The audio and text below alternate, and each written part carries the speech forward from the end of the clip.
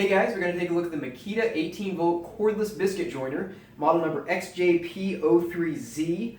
It runs off of their 18-volt LXT battery line with the star control protection on them.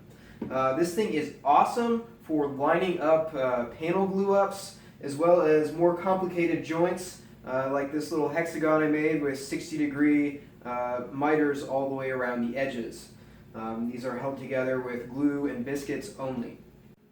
Alright, so now you've got the close-up tour of the biscuit joiner, and I just wanted to call your attention to how similar this is to one of their Makita's angle grinder designs for the front gearbox. It seems like, you've got the same switch, basically. It's a lock-on power switch. You push forward and then kind of push down on the back and it slides back, spring-loaded. And the blade lock, or the spindle lock, is pretty much the same button. You got a lot of similarities between the gearbox designs. The only difference is, instead of your side handle here, you've got a kind of a D handle on the top, and then this bottom casting has all of the mechanisms for holding on to the fence system and the slide rail system for the biscuit joiner. Alright, so we'll go ahead and lose the dust bag for a second. And while I'm on that subject, this is very good at dust collection. It's got a 1-inch diameter port right here on the interior. I think it's around 1 1/8, maybe a little bit bigger on the outside. And this slides into it. And this dust bag doesn't have a zipper. It's got it's got a rail and then two edges that kind of hold on that way. It does collect dust very well. I'd say at least 95% of the dust from this goes straight into this bag. I have not hooked it up to a vacuum yet, and if the bag fills up too quickly for your uses, you can just leave it off, and all the dust pretty much will come out here.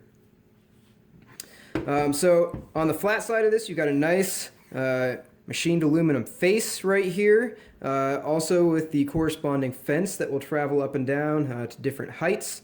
If you don't use the fence and just set this on a flat face, on a flat surface, and set your 3/4 inch stock on the flat surface, this will plunge right into the middle of it.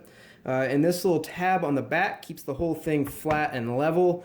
The battery doesn't interfere with the back end at all, so you can just basically set this next to your stock and then push it in. It works great. To open up and change the blade, first of all, make sure your battery is not installed. And then you've got this little knob on the back that you turn, and this whole platform just opens up. And I forgot, I've got to remove the fence first, or at least move it up. So this can index up out of the way. And then you've got your little 4-inch blade with 5/32 depth, standard biscuit blade here. The blade change tool is included. It's kind of a weird little wrench with 2 holes in it, or 2 pegs in it, and it just slides right in here. And you've got to hold down your spindle lock here and turn it till it clicks in. There we go, we've got it activated, and that's how you uninstall and reinstall, tighten down the blade. And so you can see why the dust collection works so well, is because this spins and brings all of those chips straight into this chute, which goes into the dust port. Alright, different depth stops. Over here on the side right here, you've got your little turret that spins around. It's got different stop levels. And then you've got your screw that references off of those. And it's got a little nut here. You can adjust it back and forth if you need to. Mine was fine right out of the factory. So we've got, I don't know if you can read the chrome here, but it's 0, and then 10, 20, your 3 main standard biscuit sizes. And then we've got S, D, and Max. And the only biscuit I know of that this does not have a setting for is face frame biscuits, and I think Porter Cable has the corner on the market on those. Those require a 2-inch blade instead of the 4-inch blade this has, and obviously a different depth setting. And those are going to be the really narrow ones that you can use in face frames. Alright, so the rails on this are really solid. They ride up and down in these channels, and you can see they kind of push any debris out of the way here, so it keeps the inside part with the spring pretty clean. I like that these don't have exposed springs. A lot of other manufacturers make them with an exposed spring on the side right here. I'm really glad they're enclosed. And just for a A little demonstration. This is how it actuates. There's no play in this mechanism at all. Oh, there's the spring right here. You can see it back behind there. So the springs are carried up back behind, away from where all the sawdust is. All right, let's talk fence system. It's pretty solid on this thing. It's a two-piece fence. This little piece comes off if you're doing an angled cut.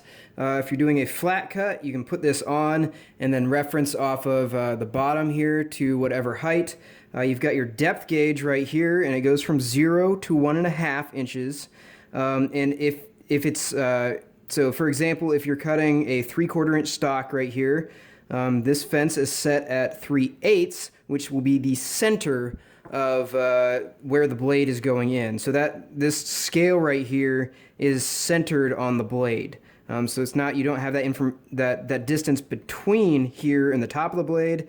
This distance is between the bottom of this fence and the middle of the blade. Makes it a lot easier to figure out for cut placement. And to change this height up and down, you just take this little lever and push it down. That unlocks the fence, and then you use this adjustment knob to move it up and down. And it's important that you only use this adjustment knob when you're moving it, because if you notice, there's only a pinion on this side, and the rack is only on this side as well. So if you're moving this up and down while it's not clamped, this can rack a little bit to the side if you're manually moving the fence with your hand if you don't use the adjustment knob. And that was one of the big concerns I had about this initially when I got it, is I saw how this mechanism was set up and was like, well, is it going to be parallel all the time, or is it going to rack to the side? And what I found when I was testing it, I took a set of calipers and then moved this up and down using just the adjustment knob, and then I'd lock it down and I'd make a cut, and I'd measure using calipers the height of that cut on both sides, and it was always dead on whenever I used this knob to move the fence up and down. If I didn't use this knob, I could get some racking in there, and then it wouldn't be parallel. So keep that in mind. When you're adjusting this, always use the knob and you'll be fine. And just as an example, you can see this cut in this plywood, and it's a Europly design, so it's got lots of these little thin ply layers, and you can see just visually all the way across here, that's a very parallel cut because you've got the same height all the way from one side to the other, that little thin strip of the lighter ply right there. Also for this fence, you have cut line center indicators, which I really like, and you can get visibility in here. So when you have a mark that you've put on the side of your workpiece, you can see there's a little red arrow and then a little red line. And then if you're using big biscuits, this kind of gives you an idea of, I think this is the max cut depth, of where your cut will be.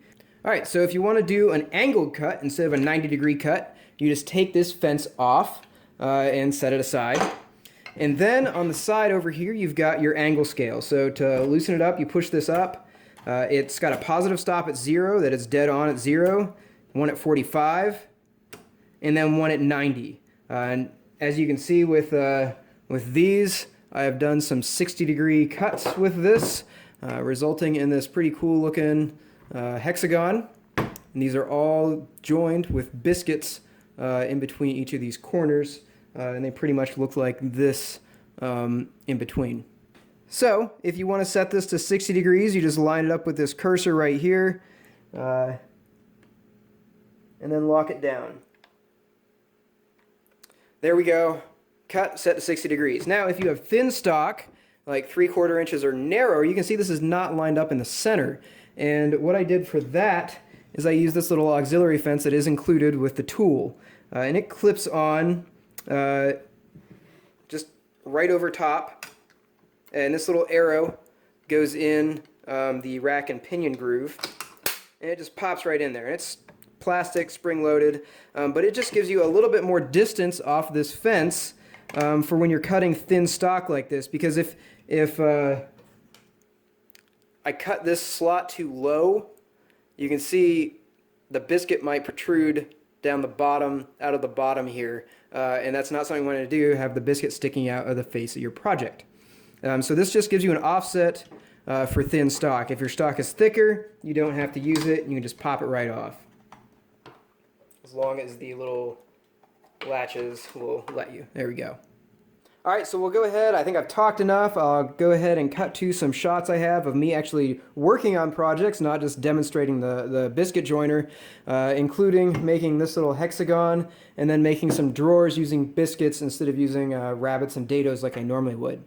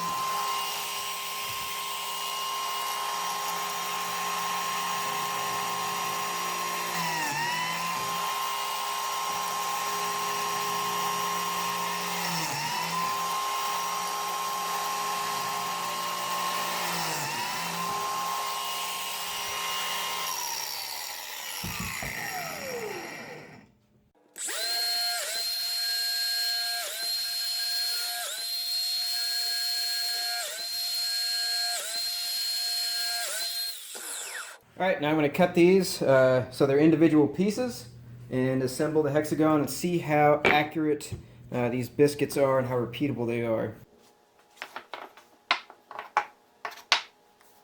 All right, so here we go. Got my number 0 biscuits. That looks like a pretty tight miter joint, and they've got a little bit of play in them. I think that may be more due to the loose biscuit. You can see here there's like a little bit of wobble, and I think this is because it might be a little bit undersized biscuit. They're not the best quality. They're like the super cheap Porter cable, and this one fits a little bit better. You can see there's not really as much play in this one.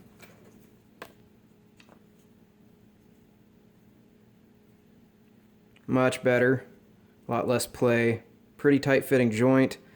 Maybe a little teeny bit of misalignment, but you know, with veneered plywood, it's really hard to get a straight line like that. All right, so for the most part, this biscuit joiner is pretty awesome. There are a few things that I don't like about it. Number one being there is no battery gauge on it. And I have the older style Makita batteries that don't have a battery gauge on them either. So when I'm using this tool, I have no idea what the battery charge is. It does get pretty decent life out of it. I did 4 of these drawers, which includes, I think it was around 64 cuts, no problems. Let it sit for a month or so when I wasn't using it, and then did another dozen or so cuts before it ran out. And a lot of that might be just letting the battery sit nearly drained. I don't know how much that affected it. One safety note for the battery packs: if you do run a battery pack out in this, and then it was locked on, and then you swap out for another battery pack, it will not start immediately, even if it's in the on position. It'll flash at you over here in the side, and you've got to turn it off and back on. So that's a nice safety feature they have included, even though they don't have a battery gauge. All right, so applications for this thing: doing butt joints or doing weird geometries. That's going to be really tricky to get a different cut in there, and one you want hidden instead of doing a spline. So it was instrumental for doing something like this. I can do drawers a different way. It was just a fast, easy way for me to do these drawers and to test out the biscuit joiner, so I did. And it came out really well. They're all lined up pretty much perfectly, and they'll be pretty solid drawers. I'm not putting anything super heavy in them, so I'm not worried about strength. They're glued up pretty well.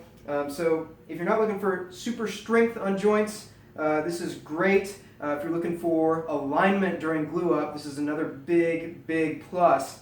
You don't have to fight multiple directions if you're doing a panel glue up. You just have to worry about, is it lined up longitudinally instead of vertically as well. And just for fun, because I know people love to crap on biscuits about how weak they are, I'm going to stand on this and see if it can handle it. And I weigh in about 135.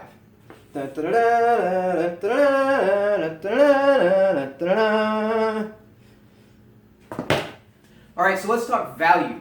This thing comes in right at about $200 bare tool.